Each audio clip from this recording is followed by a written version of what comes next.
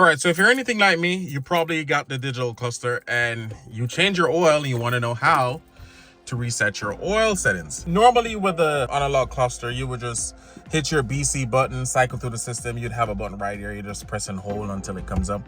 But it's actually relatively easy with the digital cluster. It's kind of crazy.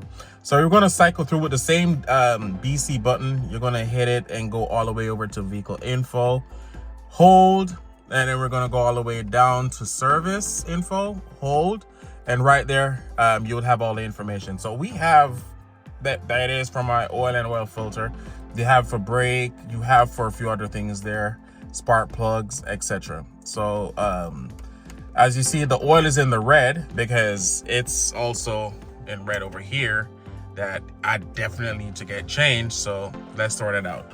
So the only thing we're going to do is just select and hold, and it's going to go over to the top menu. It's already select. So you're going to hit reset. After you hit reset, then everything is going to cycle through.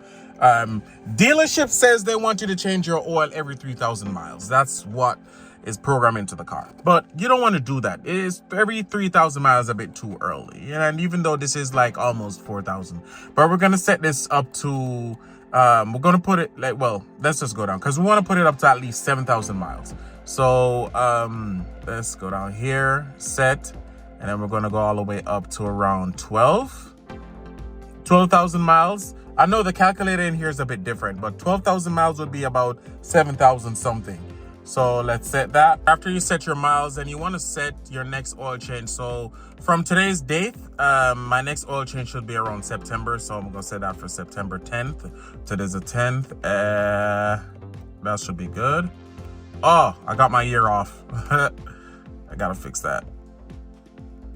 1, 2, 3, 4. I believe that's good now. Ooh, it's 3. Okay. 3 strokes. 1, 2, 3.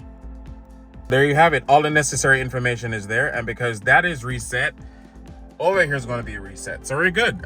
It's relatively easy just to do your oil reset on the digital cluster than, you know, having your analog. And you can do the same thing for all the other stuff, which is wild. But yeah, we're good. We're good to go. Oh, spark plugs. I'm gonna do the same thing for my spark plugs. So the next time I change oil, I change spark plugs the same time. Did the same thing for my spark plugs, so we're all set on that. So whenever I'm doing oil, I do the same thing for spark plug, gas filter. I'm not gonna lie, I have not replaced that. I need to replace that. A matter of fact, I need to replace the whole assembly with the pump and everything before that fails, because normally it does fail. So I'm gonna need to do that. I'm not going to do this. My brakes are pretty good, but the miles are off by a bit. Front and back, the miles are off. But I'm gonna have that checked. I don't know what that is. I honestly have no idea what that is, but I'm not going to pay it any mind. But so far, everything is good. Inspection, change the date for your next inspection also. So I would recommend probably doing the inspection the same time. You never know, just do the inspection the same time. So I'll set my inspection for the same as my miles. Let's go down, set the date just the same.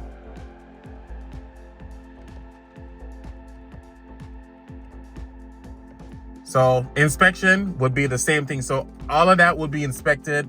Oil change, my inspection, and my spark plug will be done the same time. You know, even though you own the car, you do inspection in between, but yeah, that's all real set. So there you have it. Once you're done, cycle through, back out, and you're good. Return again, back to home, and I always keep it over here by real-time info, so I'm able to see my voltage, oil temps, and distance, etc. But there you have it. Thanks for watching, and hope to catch y'all in the next one.